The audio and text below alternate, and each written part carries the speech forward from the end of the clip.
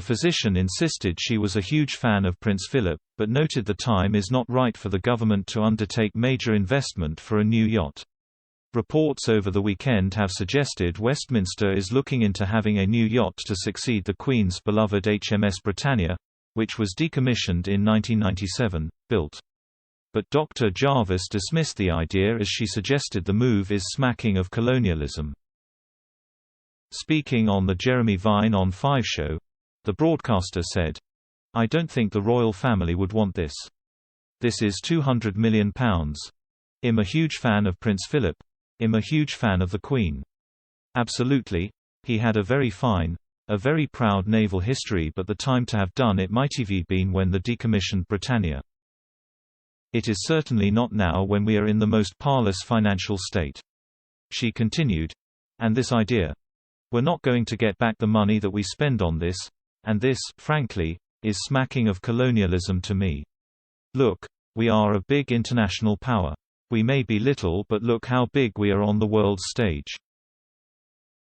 Speculation about a new £200 million yacht emerged weeks after the Duke of Edinburgh died aged 99 in April.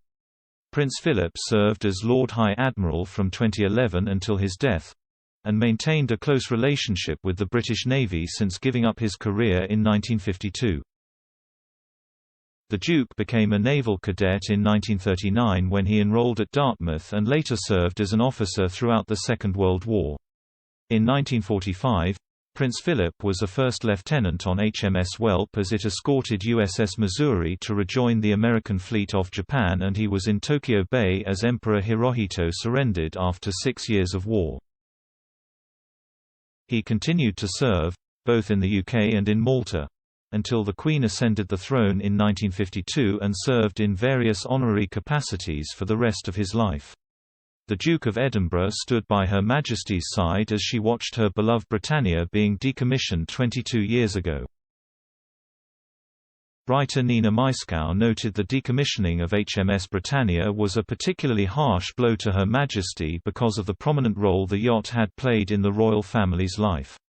Ms. Maiskow said, "The thing about the Royal Yacht was that it was an emblem of Great Britain.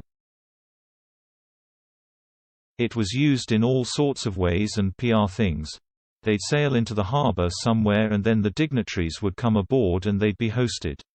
It was all very good for business, for trade and for the image of the UK and, at the same time, it was a very special place for the Queen."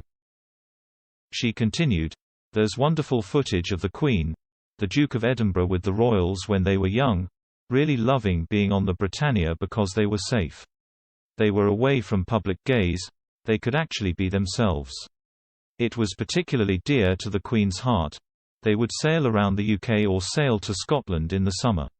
When it was decommissioned it was a big personal blow for her, and I remember footage of the time, of the Queen with a tear coming down her cheek.